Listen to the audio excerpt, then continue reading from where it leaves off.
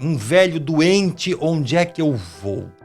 Sobre esse assunto, nós vamos conversar com o Dr. Vitor Paviani. Tudo bom, Dr. Vitor? Tudo bem, Sérgio? Prazer em estar aqui novamente no nosso programa. Satisfação é minha. Muito obrigado pelo convite.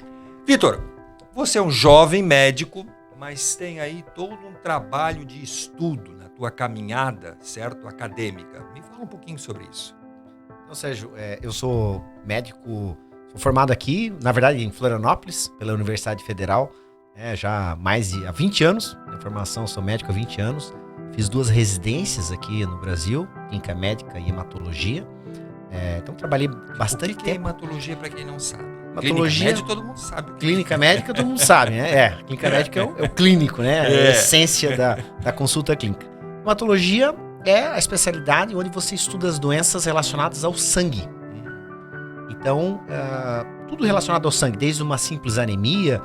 Mas eu te interrompi, tu estava falando, eu só disse o que é hematologia, tu já explicou, é sangue e adiante. Como perfeito. É que tu continua os teus estudos? E depois de muito tempo estudando, trabalhando na área de hematologia, eu queria algo mais. Eu precisava me redescobrir, fiquei angustiado aqui, eu queria entender mais o que existia na medicina no país de primeiro mundo. Uhum. E em 2017 eu fui morar fora. Eu fui morar nos Estados Unidos, morei em Miami, fiz um fellow lá na Universidade de Miami, depois migrei para a Academia Americana de Longevidade, fiquei morando um ano inteiro lá. E lá eu me redescobri, na verdade. E hoje eu trabalho, com saúde personalizada. Então é uma consulta clínica que utiliza um olhar diferente. Uma abordagem muito ampla e com várias estratégias que eu aprendi lá fora durante esse ano de formação nos Estados Unidos. E agora tu aplicas aqui no Brasil? Agora, desde 2017, eu voltei a trabalhar com essa área, com essa visão. Então, é um modelo de abordagem, na verdade. É medicina, mas é uma abordagem ampla. Né? Eu vou tentar fazer uma comparação, não sei se válida. Lá atrás, nós tínhamos um médico de família, certo? Não era um especialista. Muitas vezes ele era uma pessoa que trabalhava com criança, com mais velhinho, fazia parto, tudo. Né? E esse médico de família, você o conhecia e ele também te conhecia.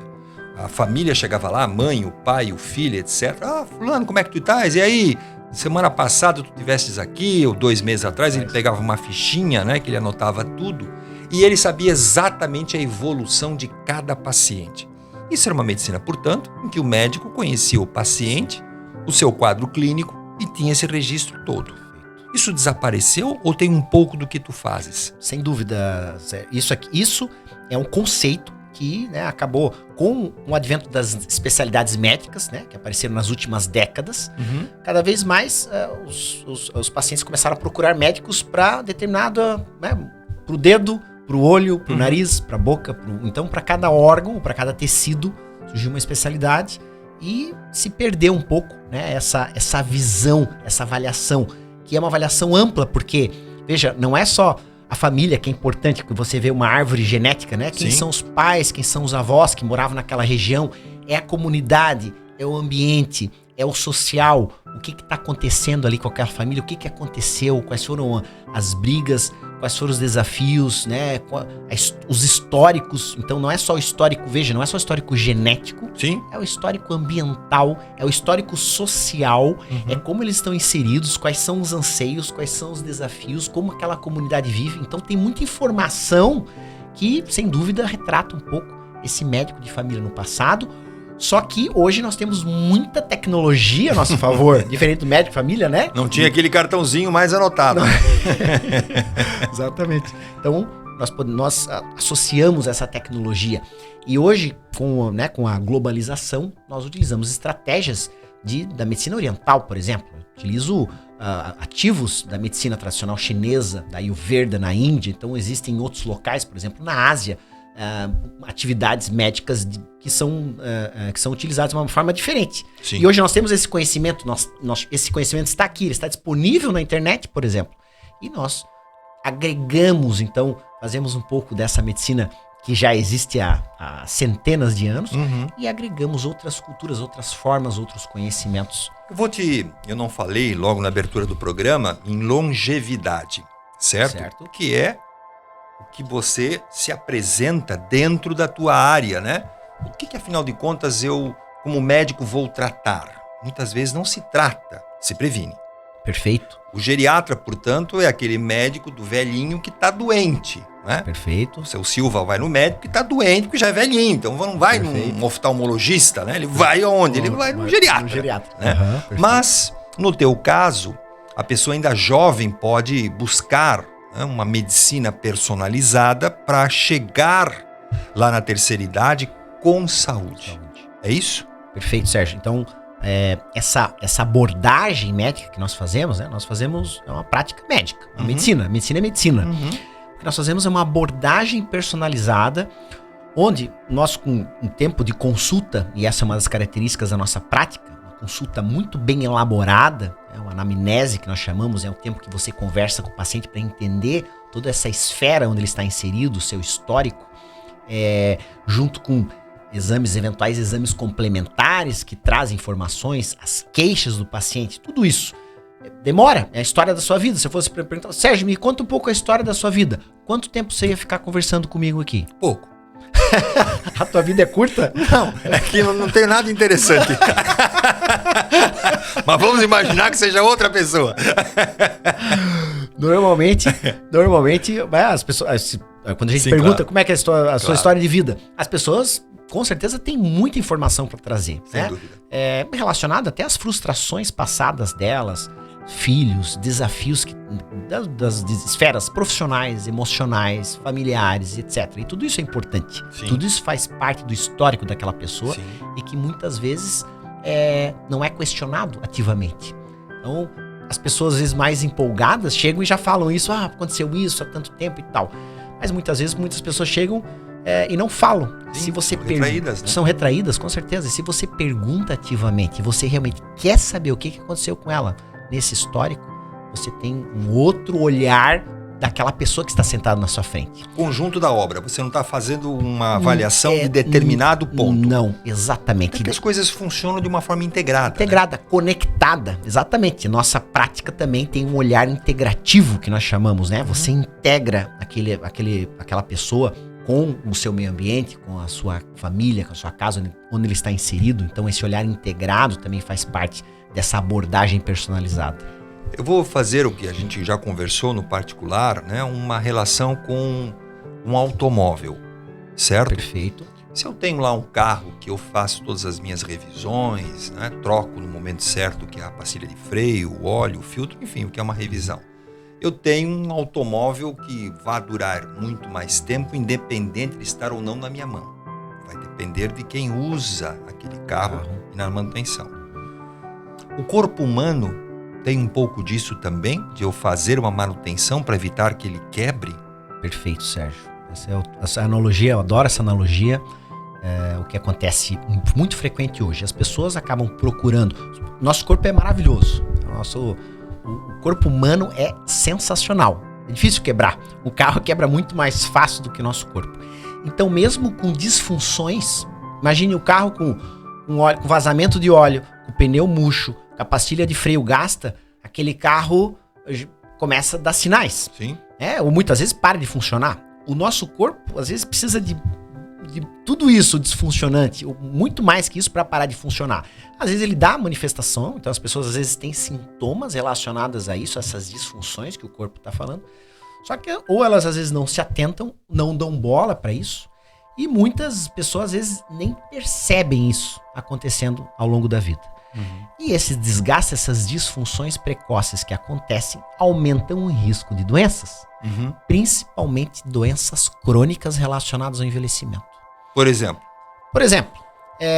vamos pegar aí uma doença clássica, a hipertensão, a pressão arterial elevada, a pressão alta. Muitas pessoas desenvolvem hipertensão por hábitos de vida ruim. Elas vão se alimentando mal, estão estressadas, vão dormindo mal, fazem exercício e tudo isso culmina, vão aumentando o peso, elas vão inflamando, uma série de disfunções vão acontecendo. Isso não gera uma perturbação enorme, elas conseguem trabalhar e viver assim, às vezes mal, então às vezes a qualidade de vida delas é ruim, mas elas continuam vivendo. Sim. E às vezes, se elas procuram às vezes algum profissional, não tem nada grave, ou seja, ela não tem uma doença estabelecida. E essa evolução gera, por exemplo, hipertensão. A pessoa ficou com pressão alta. Se nós tratássemos isso, corrigíssemos essas disfunções, melhorar todas as causas, exatamente, se a gente entendesse a raiz de tudo isso e corrigíssemos a raiz dessas disfunções, a pessoa não teria ficado hipertensa, ela não teria pressão alta. Mas a pessoa daí usa uma pílulazinha mágica e acabou o seu problema. Daí continua fazendo exatamente, não dorme direito, tá estressado, come errado, mas toma a pílulazinha. Exatamente. Isso é super comum, então as pessoas realmente buscam. Funciona o remédio de pressão? Com certeza. Eu, inclusive, recomendo quem está nos ouvindo, se você toma remédio de pressão, não pare de tomar a sua medicação para pressão, porque é como se você está com o seu pneu furado, é melhor você manter o pneu, encher o pneu, mesmo que você não conserte o pneu. Até uma borracharia chegar. Até uma borracharia chegar, do que ficar andando com o pneu vazio. Então é importante você manter o uso dessa medicação, da pressão arterial, e obviamente você entender a causa disso. Muitas pessoas têm sim uma causa genética, uma tendência de ter pressão alta e vão ter que às vezes usar a medicação o resto da vida. Mas eu particularmente já tive vários pacientes no meu consultório que tinham pressão alta, melhoraram todos esses hábitos, acabaram com a melhora, a raiz, nós melhorando, nós fazendo um reparo dessas disfunções a nível celular, tecidual, enfim, de tudo que está relacionado com o estilo de vida, sem dúvida. Essas pessoas acabaram normalizando seus níveis pressóricos e muitas deixaram de precisar usar o seu remédio de pressão arterial. Quando nós olhamos, pode existir, às vezes, de repente, em um determinado ambiente, digamos que aquela família, ela se alimenta excessivamente de farinha, por exemplo. Só come macarrão e não tem um consumo de legumes e vegetais em rotina. É possível que muitos daquela família desenvolvam determinadas deficiências pelo estilo de vida que eles têm. Entendeu? Pelo hábito que eles têm. Mas o médico precisa perguntar o que ativamente. E talvez alguns tenham uma capacidade, digamos que, vamos colocar uma vitamina muito comum, a vitamina B12. É muito comum hoje deficiência de vitamina B12 por uma série de motivos. Não só da falta do consumo dela através de alimentos saudáveis, mas também porque os próprios alimentos estão mais depletados da vitamina B12. Depletados. Guarda aí, escreve, depois tu vai no Google e pergunta pro Google o que é depletados. Hoje existem vários estudos, é muito interessante, que mostram, o nosso solo. O mesmo solo foi plantado várias vezes e o solo já acabou depletando daquele mineral. Empobreceu. E os alimentos, advindos daquele solo, daquele plantio, naquele determinado terreno, acabam tendo uma menor concentração daquele micronutriente, daquele oligoelemento, daquele mineral e, consequentemente, o brócolis que nós comíamos há 30 anos atrás não é o brócolis que nós comemos hoje. O aporte, desses oligoelementos no brócolis é diferente. Mas então, eu não vou saber como consumidor nunca disso. Isso é bem complexo. Realmente isso é bem complexo, Sérgio. E aí, quando eu chego no teu consultório, por exemplo, você vai me ter essa leitura, do meu histórico. Fui lá, conversei contigo. Você deve fazer uma série de exames e a partir disso, olha, Sérgio, o teu perfil é esse daqui, a tua foto por dentro é essa daqui. Exatamente. É você entender. A primeira coisa que nós entendemos é o que está acontecendo. Muitas vezes as próprias pessoas sabem, eu tô cansada, por exemplo, as pessoas chegam já, eu tô cansada, estou estressada, estou ansiosa, elas já chegam com sintomas, o corpo tá dando sinal que tem alguma coisa de errado. E nem o carro começa a fazer barulho, tem um barulho aqui, tá tremendo o volante, tem alguma coisa de errado. E depois, na sequência, nós começamos a tentar entender, mas por que isso aconteceu? Quando isso aconteceu? Quais foram os fatores que colaboraram para que isso acontecesse? E aí a gente vai afunilando para tentar entender a real causa daquilo tudo, entendeu? Porque é como, novamente, a questão do pneu. É como se você tem um pneu que está esvaziando e você fica enchendo o pneu o tempo inteiro. Enquanto você não achar o furo do pneu e não corrigir o furo, o pneu vai continuar esvaziando. Mas a partir de que idade eu tenho que me preocupar, digamos, não é? Com essa questão. Eu tenho que ir um especialista, não é um especialista, mas um médico com a tua formação, em que idade? 7 anos, 10 anos, eu tenho 60 anos, 90 anos, adianta alguma coisa? Depende a idade, essa é a minha pergunta. Assim, Sérgio, eu trabalho só com adultos a partir dos 15 anos. Até pela minha formação, né? Eu tenho uma residência em clínica médica, então eu me sinto mais confortável com adultos. Não que eu não tenha conhecimento em crianças, mas como eu tenho uma formação em adultos, eu me sinto mais confortável com eles. E normalmente, a partir dos 30 anos, em torno dos 30 anos, nós começamos a envelhecer. Então, a tendência é que, isso é muito comum, todo mundo, quem está nos assistindo, a maioria de quem está nos assistindo provavelmente tem mais de 20 anos. E dos 20 aos 25, tá todo mundo, né, no flor da idade, então às vezes pode sair, fazer festa e beber um pouco a mais e no outro dia tá inteiro.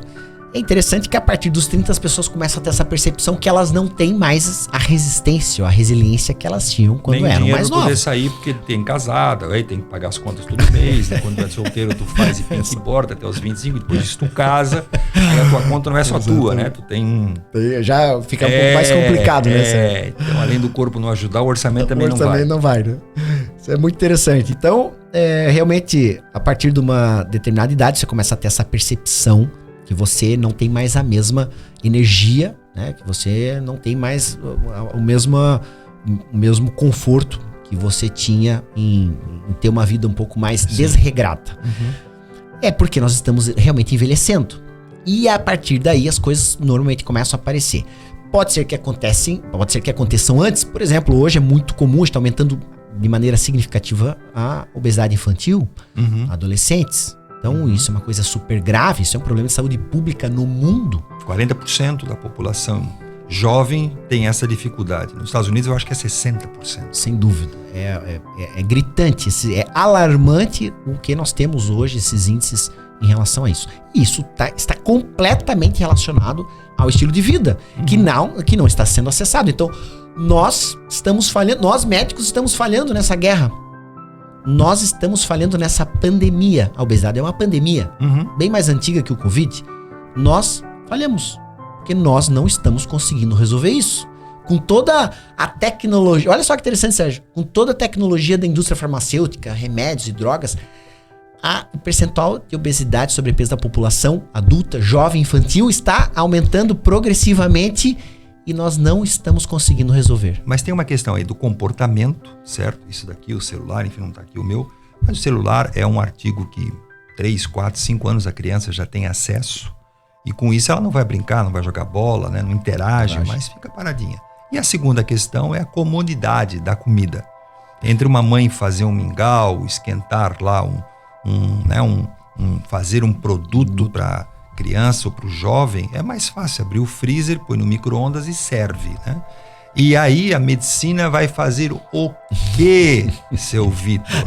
Né? Contra o McDonald's da vida, contra os aplicativos. Como é que vocês vão querer vencer essa guerra? Excelente, Sérgio. Esse sem dúvida, é um desafio hoje, eu não tenho dúvida, é um desafio para os profissionais. Eu dou aula também, né? Eu tenho os acadêmicos de medicina e eu tento transmitir um pouco dessa informação para eles, que a nossa guerra é contra empresas gigantes, é contra a televisão, é contra essa informação de massa que está na internet, está disponível hoje, né? Inteligência artificial, e que é realmente desafiadora. Então, assim... Não é uma batalha vencida? Eu vou ser sincero, Sérgio, eu não vou desistir nunca. Esse é meu propósito. Para mim, claro, como dia, hoje é meu propósito de vida, trabalhar isso, tentar trazer essa informação, que é o que nós estamos fazendo aqui, para as pessoas, para todo mundo. Porque muitas coisas não é nenhuma questão de dinheiro, tá? Porque se tu for no mercado, as coisas mais baratas do mercado são legumes e vegetais. Porque ninguém tem para cozinhar. Essa é uma outra... A mãe trabalha, o pai trabalha, a criança está no colégio, vai comer a merenda escolar, que é uma merenda processada. Concordo. Eu digo, as pessoas acham que para ter uma vida mais saúde, com mais energia, para viver de verdade, você precisa de dinheiro. E eu discordo, você não precisa de dinheiro. Você precisa de uma coisa que é mais importante que dinheiro. O que será, não? Tu estás em casa aí, a pergunta é boa, a resposta deve estar curioso. É a coisa mais preciosa da vida de cada um. É o tempo.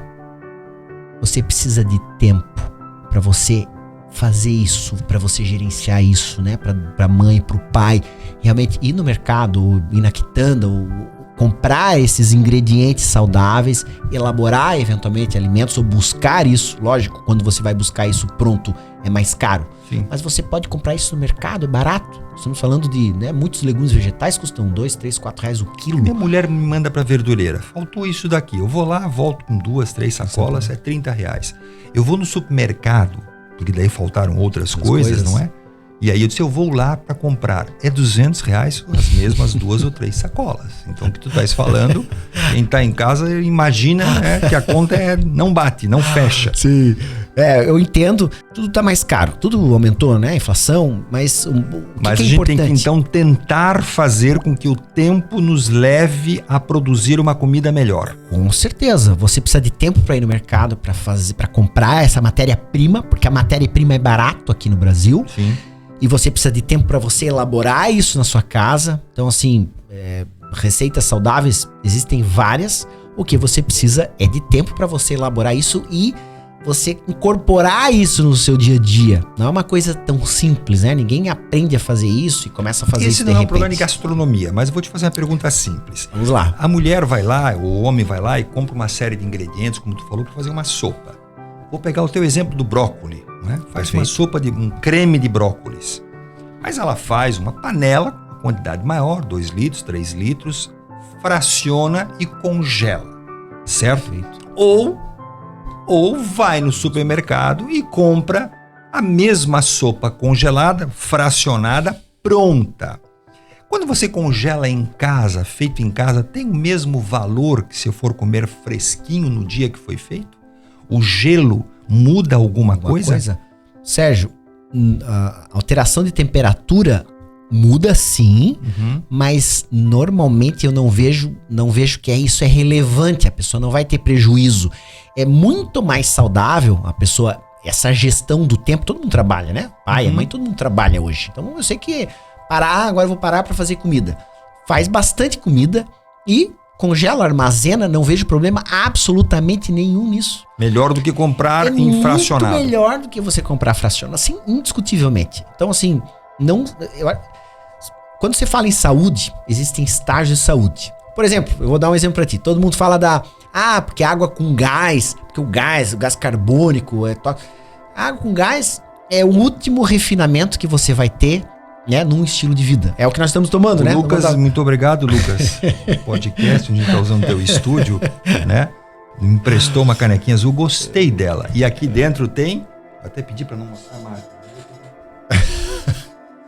Eu não vou dizer qual é a marca, mas é boa, viu? É aqui do Floresta, onde nós estamos gravando. Tá? Ó, então tu estavas me dizendo sobre água mineral. Água, exatamente. Passei na frente da tua casa. Então tem muita gente preocupada, porque água com gás, porque água sem gás é melhor. Se nós formos falar, se nós formos falar em bebidas, a melhor bebida que existe é a água mineral sem gás. Vamos lá, nota 10. Certo. A água com gás, nota 9.9. E aí não muda nada. Não muda praticamente nada. Então, às vezes, as pessoas ficam se preocupando com isso, sendo que isso é uma água com ou sem gás, ela é muito mais saudável do que você tomar um refrigerante, qualquer bebida açucarada, um suco de fruta industrializado, entendeu? Ou até mesmo suco de fruta natural. A gente já conversou várias, né? Eu já trouxe essa informação muitas vezes. O suco de fruta natural também tem açúcar, principalmente se consumido em excesso. Tem frutose, tem glicose, tem sacarose. Eu vou te fazer uma pergunta muito simples.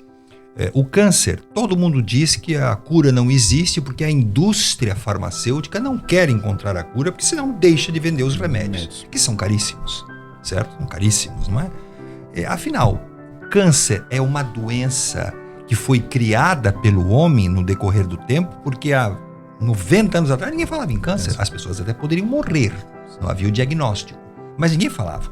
Agora, o câncer é uma doença terrível, né? Afinal, o câncer tem a ver com o emocional, tem a ver com os hábitos da pessoa. Qual é a origem do câncer no teu conceito ou nos estudos que vocês têm? Então vamos lá.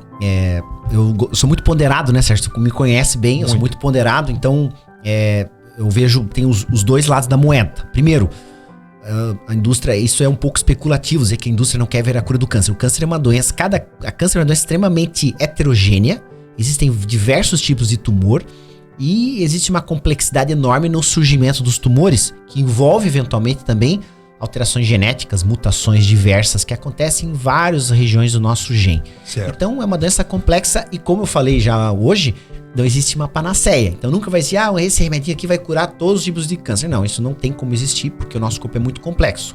É como se você falasse, tem um negocinho que você vai colocar no seu carro aqui e vai resolver todos os problemas. O pneu, a roda, não tem como. Então não é a indústria que não quer encontrar a cura. Não. Okay. Mas e aí? Não. Onde é que vem? Como é que vai? Então, qual o futuro disso? Primeira coisa, as pessoas têm essa percepção, o câncer está aumentando. Sim. Tem 2 pontos de vista. Primeiro, nós estamos vivendo mais. O principal fator de risco relacionado ao câncer, o câncer é uma doença relacionada ao envelhecimento. Quanto mais tempo nós estamos vivos, maior o risco de nós termos câncer. Mas ele existe em crianças. Também, são mais raros, mas podem existir em qualquer momento da nossa vida. Então, lógico que os tumores infantis normalmente são relacionados a alguma predisposição genética. Eventualmente existem exposições ambientais, que nós sabemos claramente. Um clássico é o tabaco, por exemplo, né? O tabagismo, cigarro, aumenta o risco de diversos tipos de tumor. Nós sabemos disso. Mas, sem dúvida, existe uma predisposição genética entre as pessoas para o desenvolvimento de algum tipo de câncer. Tem um trabalho que foi feito, muito interessante, uma revisão recente sobre os fatores de risco relacionados ao câncer de mama na mulher. Foi publicado faz 2 anos na Nature, uma das maiores revistas do mundo.